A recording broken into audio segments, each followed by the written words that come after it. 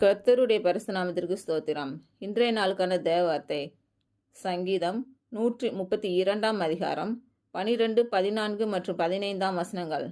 உன் குமாரர் என் உடன்படிக்கையையும் நான் போதிக்கும் என் சாட்சிகளையும் காத்து நடந்தால் அவர்கள் குமாரரும் என்றென்றைக்கும் உன் சிங்காசனத்தில் வீற்றிருப்பார்கள் என்றும் கர்த்தர் தாவீதுக்கு உண்மையாய் ஆணையிட்டார்.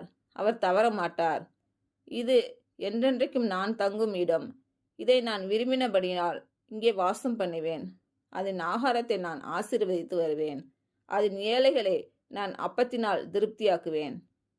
இன்று பிறந்த நாள் மற்றும் திருமண நாள் காணும் அனைவருக்கும் இயேசு கிறிஸ்துவின் நாமத்தினாலே வாழ்த்துக்கள்.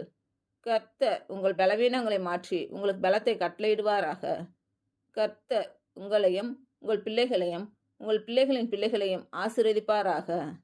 கர்த்தர் உங்களோடு இருந்து உங்கள் பணிகளையும் பயணங்களையும் ஆசீர்வதிப்பாராக. ஆமேன்.